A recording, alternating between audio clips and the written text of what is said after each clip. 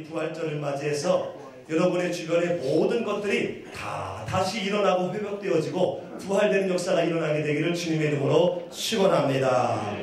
경기 가운데서요, 정말 짜릿한 승리는 뭐냐면 역전승이에요. 계속 리드를 이끌어 가다가 그냥 승리하는 것도 좋은데 질질질질 끌려가다가 마지막에 역전골, 어떤 역전승 해가지고 슛을 해서 역전승을 하게 되면은 그 짜릿함은 그냥 일반 승리하는 것보다 훨씬 더 크지요. 그렇습니까? 2002년도에 우리 월드컵이 있었잖아요. 그때 16강전 이탈리아전이 있었는데 그때 참 짜릿함이 여전합니다. 이탈리아는요, 우리나라보다 훨씬 축구를 잘하는 나라거든요. 그래서 이길 수 있을까라고 마음에 별로 기대가 없었어요. 그런데 전반에 좋은 기회가 온 거예요. 페널티킥, 그냥 공을 넣고 차는 거. 근데 이 안정환이라는 사람이 얼굴만 잘생겼지 그때 그거를 실축을 했어요. 그래서 그냥 온 국민이 실망을 하고 어떤 사람은 분노했을 거예요. 쟤 빼 막 이랬을지도 몰라 그때. 근데 전반 좀 지나서 20분 됐는데요. 이탈리아 선수의 그 주전인 비엘이라는 사람이 비겁하게 골을 넣은 거예요. 그래서 1대0이 돼가지고요. 그때부터 사기가 떨어져가지고 우리 팀이 계속 질질질 끌려다니는 거야. 졌구나. 이제 졌다라고 생각을 했는데 후반 끝나기 바로 직전 3분 전에 설기현이라는 사람이 동점골을 넣은 거예요. 지금 몇 명은 벌써 그때를 느끼고 있습니다. 저도 그때 오금이 저렸어요. 가만히 보면 그냥 정확한 슛도 아니라 걸린 것 같아요. 가만히 보면. 동점이 됐어요. 그래서 우리 팀이 막 사기가 생기면서 연장까지 막 갔는데 막 얼마나 열심히 하는데 근데 연장 후반에 가가지고요. 처음에 축구 그 페널티킥을 실축했던 그 안정환이 얼마나 열심히 뛰었는지 안정환의 머리에서 역전골이 터졌어요. 저도 생각할 때 그때 이거 역전골 들어갔을 때 저도 막 거리를 뛰어다녔던 기억이 나요. 얼마나 좋은지. 그냥 모르는 사람도 그냥 막 끼어안고 그래서 그때 결혼한 사람이 몇 명이 있던데 끼어안았다. 너무 좋았어. 이 역전승으로요 모든 사람이 다 하나가 됐어요. 그래가지고 지금도 대한민국 하면요 약속된 박수를 해요. 한번 해볼까요? 대한민국 이거 봐요 이렇게 되잖아요. 사전에 우리 약속도 안 했는데 그냥 대한민국 하면 이렇게 나와요. 그래서 우리 토요일날 거리전도 청소할 때도요 우리 표집사님이 영광교회 그러면은 퀴즈 집게 있거든요. 그걸로 짝짝짝짝짝 이렇게 하면서 기쁨을 나누고 있어요. 14년 전의 그 역전의 기운이 지금까지도 동일하게 여전히 생생한 거지요. 저는 이 시간 14년 전의 그 짜릿한 역전승과는 비교할 수 없는 그런 대역전의 한 사건을 여러분에게 소개하려고 하는데요. 그것이 바로 뭐냐면은 예수님의 부활 사건입니다. 이 예수님이 다시 살아나셨다는 기쁨과 감동이 얼마나 대단한지 2000년 가까이 된 지금까지 여전해서 전 세계에서 부활절로 하나님께 찬양과 예배를 드리고 있는 거예요. 그래서 오늘 우리 교회도 오늘 부활절로 하나님 앞에 영광을 돌리고 있는 것 아닙니까? 예수님의 부활이야말로 역전의 대역전인 줄로 믿습니다. 물을 포도주로 만드시고 죽은 자까지도 살리신 그 예수님이 십자가에서 그렇게 무기력하게 돌아가신다는 것은 객관적으로 볼 때는 절망 그 자체입니다. 말씀하셨지만 정말 이렇게 허무하게 돌아가실까? 많은 사람이 실망을 했어요. 경기 가운데에 태색이 짙어지면 실망해서 사람들 다 흩어지잖아요. 이처럼 예수님이 돌아가시자 그를 따랐던 사람들, 심지어 제자들까지도 예수님의 죽음 앞에 투덜거리면서 하나둘 흩어졌습니다. 그러나 이를 기뻐하는 사람이 있었어요. 예수님을 죽인 사람들. 지도자들과 로마 병정들은요 잔치를 벌였습니다. 물론 약간의 염려는 있었어요. 예수님의 공생애의 그 능력을 알았기 때문에 염려는 있었지만 그러나 예수님의 죽음을 확인하고는 우리가 이겼다. 대승리를 확신했던 거예요. 그래서 그들은 잔치였습니다. 축제였습니다. 그런데 이 기쁨, 이 환희, 이 축제는요 채 이틀을 못 갑니다. 왜입니까? 말씀대로 3일 만에 예수님이 다시 살아나셨기 때문에 그렇습니다. 예수님의 부활의 증거로 무덤이 빈 무덤이 되어버린 거예요. 역전골이 터진 겁니다. 할렐루야. 사랑하는 성도 여러분, 말씀대로 예수님은 3일 만에 다시 살아나신 줄로 믿습니다. 사망 권세를 깨시고 살아나심으로 말미암아 우리의 구원이 가능하게 된 줄로 믿습니다. 죽으신 예수님이 다시 살아나셨다는 사실을 여러분 확실히 믿습니까? 예수님이 다시 살아나심으로 말미암아 우리의 구원이 가능해졌고 또 우리의 삶의 부활과 회복도 가능해질 수 있다는 것을 여러분 분명히 믿습니까? 그럼 그 믿음대로 질병이 있는 분은 건강으로 부활하고 물질에 어려움이 있는 분은 넉넉함과 풍성함으로 부활하고 관계가 불편한 분은 예전에 관계 좋은 상태로 다시 화평의 관계로 부활되기를 주님의 이름으로 축원합니다.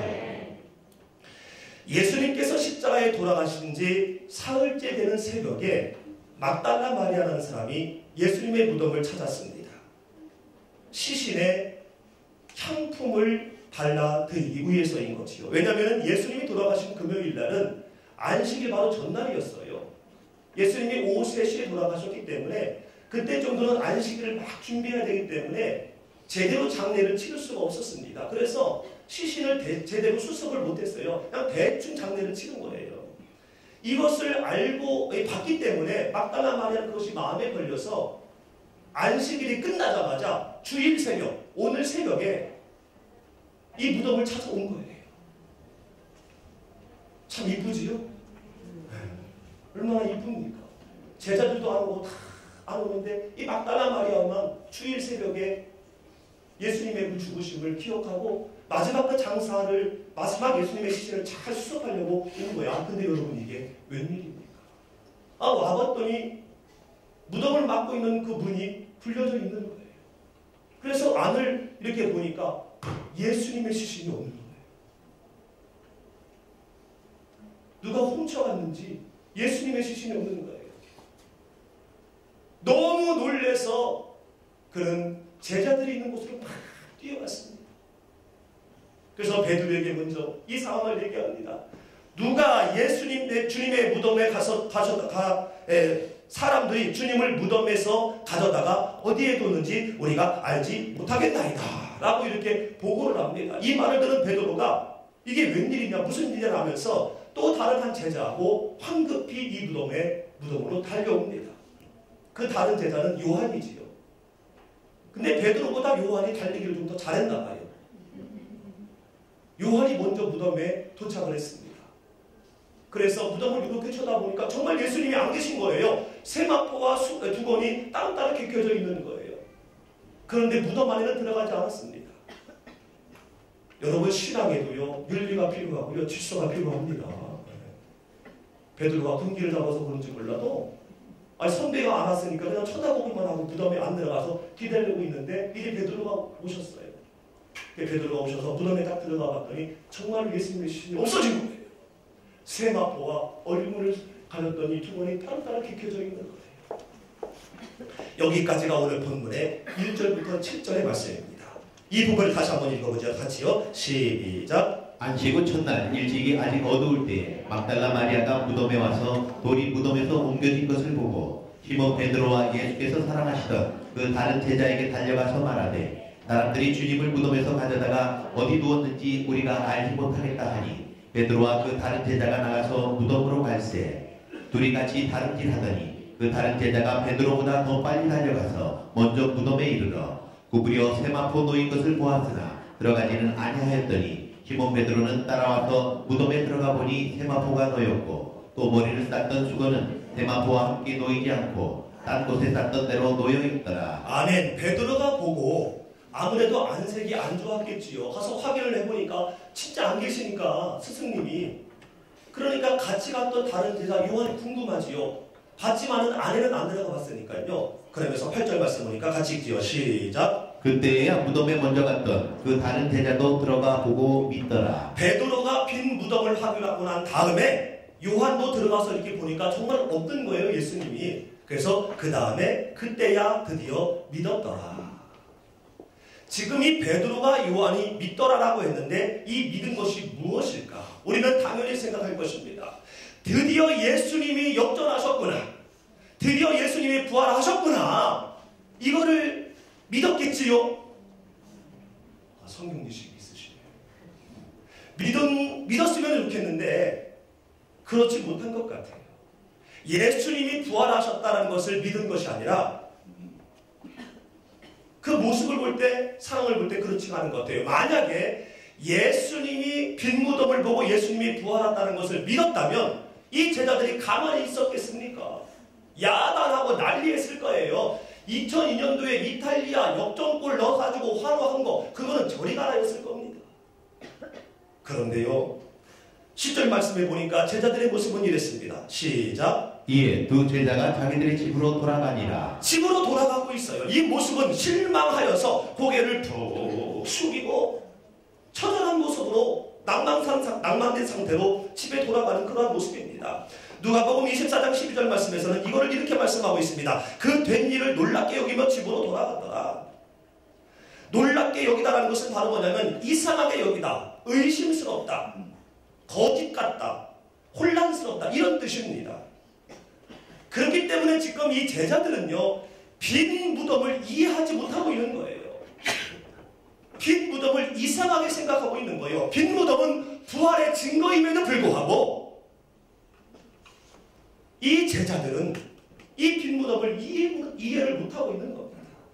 무슨 뜻입니까? 베드로와 요한은 예수님의 부활을 믿은 것이 아니라 막달라 마리아가 전해준 빈 무덤의 이야기가 거짓말이 아니구나라는 것을 확인한 거예요. 정말 안타깝기 그지였습니다. 결국 제자들은 어리둥절한 상태에서 집으로 돌아갑니다. 그렇지만 마리아는 무덤을 떠날 수가 없었어요. 왜냐하면 마지막에 예수님의 모습을 봤거든요. 제대로 시신도 수습하지 못한 그 모습을 봤거든요. 그래서 무덤 밖에서 주저앉아가지고 우리 선생님 누가 훔쳐간다, 우리 선생님 누가 훔쳐간다 하면서 꺼이꺼이 하고 울고 있습니다. 그러다가 혹시나 하고 혹시 무덤에 다시 돌아오셨나 하고 무덤을 이렇게 들여다봤더니 그 안에 흰옷 입은 두 천사가 앉아있는 거예요. 하나는 예수님의 시신의 머리 쪽에, 하나는 발편에. 그때 천사들이 마리아에게 묻습니다. 13절 말씀 시작. 천사들이 이르되 여자여 어찌하여 오느냐. 이르되 사람들이 내 주님을 옮겨다가 어디 두었는지 내가 알지 못함이니이다. 아멘. 사람들이 내 주님을, 내 선생님을 옮겨다가 어디에 두었는지 내가 알지 못합니다. 예수님의 시신이 어디로 갔는지 알지 못해서 지금 울고 있는 거예요. 펑펑 울고 있는 거예요. 이해되지요? 지금 마리아의 마음이. 그렇지 않겠습니까? 그 안식일 내내 주일 새벽만 되면 내가 빨리 가서 우리 예수님, 우리 선생님, 그 훌륭하신 분 시신 제대로 내가 수습해드려야지. 잠이나 제대로 잤겠습니까? 그런데 와보니 안 계시니 누가 도둑질해 갔으니 얼마나 억장이 무너졌겠어요. 이것을 보고 있는 예수님이 정말 마리아가 너무 안 돼 보였는지 부활하신 예수님이 직접 마리아에게 나타나셔서 말씀을 하십니다.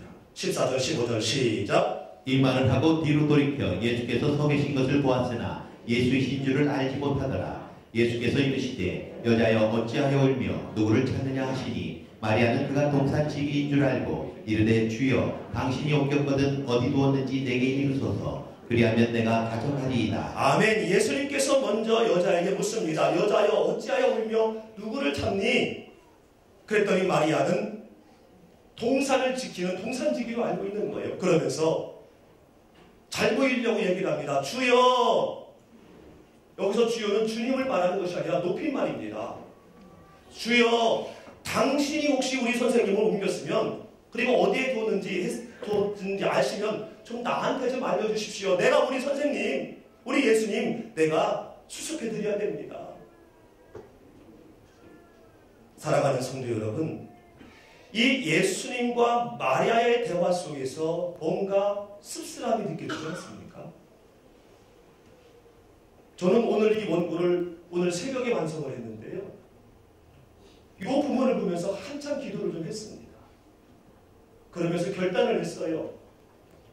내가 이 마리아처럼 되지 않도록, 내가 이 마리아처럼 되지 않도록 정말 조심해야겠다. 정신 똑바로 차려야 되겠다라는 결단을 했습니다. 마리아는 그래도 좀 제자들과 다를 줄 알았어요. 예수님에 대한 애착도 더 컸고, 제자들은요 꼼수가 있었습니다. 예수님의 그 인기를 통해서 인생 역전을 꿈꿨거든요. 근데 마리아는 순수했습니다. 오로지 모든 것들을 다 동원해서 예수님과 그 제자들을 섬겼거든요. 그래서 좀 제자들보다는 나은 줄 알았더니 제자들보다 한술 더 뜹니다. 무엇이냐면 부활의 증거인 빈 무덤을 보고 예수님의 부활을 깨닫지 못했을 뿐만 아니라 그걸 갖고 제자들에게 가서 호들갑 떤 것뿐만 아니라 예수님을 직접 보고도 예수님이 누군지 알아보지 못하고 있습니다. 부활하신 주님을 직접 만났음에도 불구하고 여전히 슬픔에 잠겨서 앞에 있는 예수님을 찾고 있는 거예요. 얼마나 어리석을까. 제가 예수님의 입장이라면 정말 서운했을 것 같아요.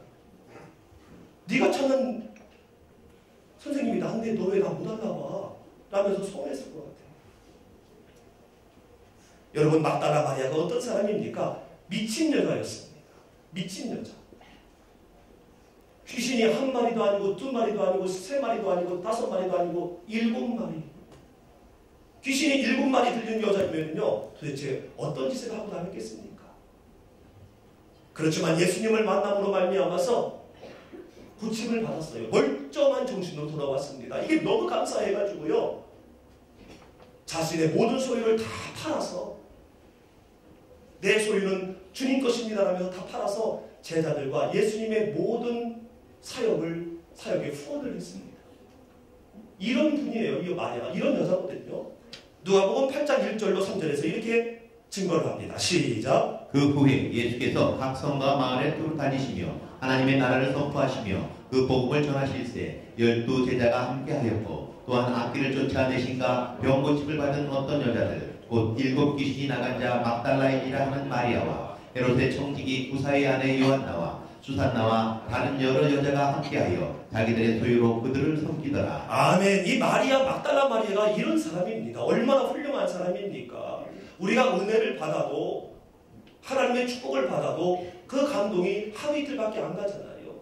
며칠 지나면은 내가 잘했으니까 그렇지, 이건 될 일이야 라면서 우리는 그 하나님의 축복을 잃어버리는 것이 일수인데, 마리아는 그렇지 않았습니다. 자기의 전 재산을 다 팔아서 남은 인생을 주님 앞에 드린 거예요.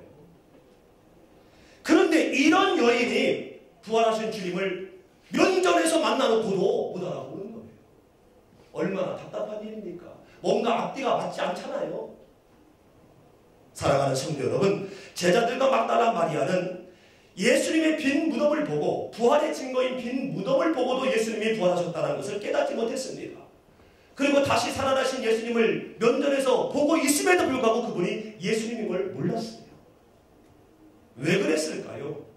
그 이유를 9절에서 이렇게 말씀합니다. 시작. 그들은 성경에 그가 죽은 자 가운데서 다시 살아나야 하리라 하신 말씀을 아직 알지 못하더라. 아멘. 예수님께서 죽은 자 가운데서 다시 살아나리라 하신 말씀을 알지 못하더라. 아직 알지 못하더라. 물론 나중에는 예수님께서 직접 나타나 주심으로 말미암아 알게 되었지만 지금은 모르고 있는 거예요. 여기서 안다라는 것은요, 단순히 지식이나 경험을 말하는 것이 아닙니다. 하나님의 말씀을 어떤 상황에서도 말씀 그대로 믿는 믿음을 말하는 거예요. 따라합니다. 말씀 그대로 믿는 믿음. 할렐루야. 순금이 왜 순금입니까? 불순물이 없기 때문에 순금이에요. 참 믿음은요, 말씀 그대로 믿는 믿음입니다. 죽었다 살아날 거라고 말씀하셨으면요, 그거를 그대로 인정하고 그것을 준비하는 것이 이게 참 믿음인데, 이들은 그것이 없었던 거였습니다. 제대로 알지를 못했어요. 주님은 이것이 복음이기 때문에 죽으셨으나 다시 살아남으로 구원이 가능하다, 이것이 복음이기 때문에 주님은 계속해서 이 말씀을 하셨습니다. 그 증거가 여기 있습니다. 마태복음 20장 19절 말씀 시작. 이방인들에게 넘겨주어 그를 능욕하며 채찍질하며 십자가에 못 박게 하리니 제3일에 살아나리라. 아멘. 마가복음 10장 34절 시작. 그들은 능욕하며 침뱉으며 채찍질하고 죽일 것이니 저는 3일 만에 살아나리라 하시니라. 아멘. 누가복음 8장 33절 시작. 저희는 채찍질하고 죽일 것이니 저는 3일 만에 살아나리라. 아멘. 누가복음 24장 7절 시작. 이르시기를 인자가 죄인의 손에 넘겨 십자가에 못 박히고 제3일에 다시 살아나야 하리라. 아멘. 제3일에 살아나리라. 3일 만에 살아나리라. 3일 만에 살아나리라. 제3일에 다시 살아나야 하리라. 이렇게 분명하게 복음을 말씀하셨습니다. 그럼에도 불구하고 이들은 그 말씀을 액면 그대로 받아들이지 아니하고 자기 입장과 자기 상황에 맞춰서 이것을 제대로 받아들이지 않는 겁니다. 아니, 받아들이지 못한 거죠. 그러다 보니 부활의 증거인 빈 무덤을 보고도 예수님의 부활을 깨닫지 못했고, 예수님을 면전에서 만났음에도 불구하고 알아보지 못하는 그런 어리석은 자가 되었습니다. 사랑하는 성도 여러분, 제자들처럼 마리아처럼 빈 무덤을 보고도, 증거인 빈 무덤을 보고도 부활을 깨닫지 못하고 예수님을 보고도 알아보지 못하는 그런 어리석은 자가 되지 않기 위해서는요, 따라합니다. 하나님의 말씀을 마음에 새기자. 새긴다라는 것은요, 잊혀지지 않게 하는 겁니다. 뭘 쓰면은요, 지워질 수 있어요. 기억은 사라집니다. 그러나 새기면은 절대적으로 없어지지 않아요. 십계명도 쓴 게 아니라, 기억한 게 아니라 새기셨어요. 절대적인 것이고 분명한 것이기 때문에 이 하나님의 말씀을 우리 마음판에 새겨야 할 줄로 믿습니다.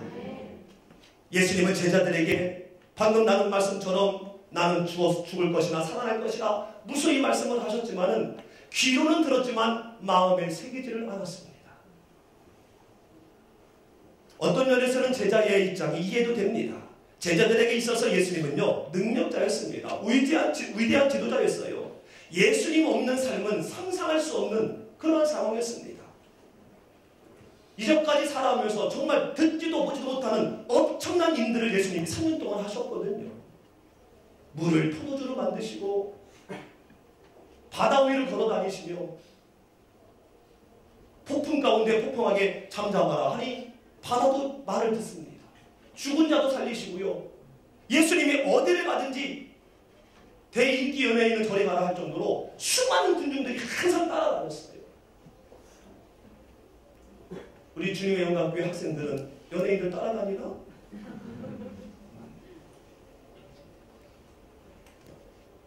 우리 예수님을 그렇게 많은 군중들이 항상 따라다녔어요. 정말 인기가 좋은 분이었습니다. 오늘날로 말하면은요, 대통령 출마 100번 하면 100번 당선할 정도의 그런 분이었습니다. 그렇기 때문에 이런 능력자와들 함께 다녔고 또 그분의 제자라는 것이 얼마나 뿌듯했겠어요, 제자들이. 그러다 보니 자연스럽게 예수님을 통한 인생 역전을 꿈꾸기도 했던 거지. 그리고 변화산상 밑에서 있었던 일을 통해서 예수님이 없으면 우리는 아무것도 못하는구나. 예수님이 제자 3명 데리고 변화산에 잠깐 올라간 사이에 밑에서 간질병 아들 데리고 온 그 아버지, 그 아들을 제대로 고치지 못했습니다.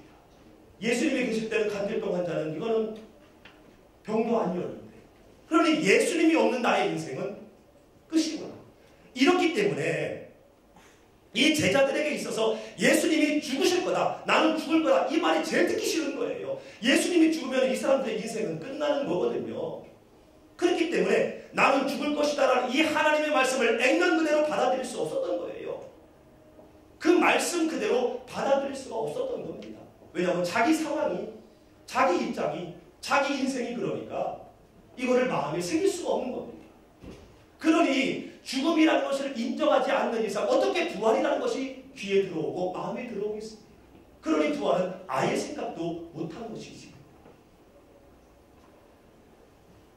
분명히 제자들에게 말씀하셨지만 이들은 마음판에 새기지 아니함으로 말미암아 말씀대로 부활하셨음에도 불구하고 빈 무덤을 받지만은 말씀이 이루어졌다는 것을 깨닫지 못했습니다.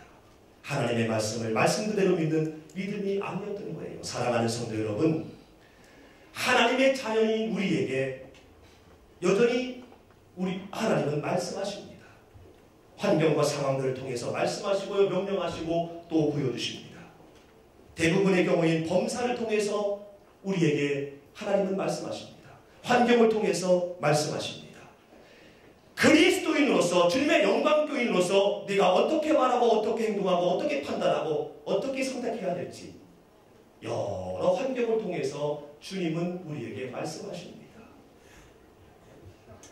그리고 성도들과의 교제, 성도들과의 관계를 통해서 성도의 교제는 어떻게 하는 것인지, 믿음의 교제는 무엇인지, 또한 봉사와 그리고 헌신은 어떻게 하는지를 눈으로 보면서 눈으로 보게 하면서 깨닫게 하시고 또 알게 하십니다. 그리고 때로는 신앙의 멘토나 일부이지만 예배 가운데 설교를 통해서 깨닫게 해요. 아, 그래 저렇게 해야지. 아, 맞아, 내가 잘못했었구나.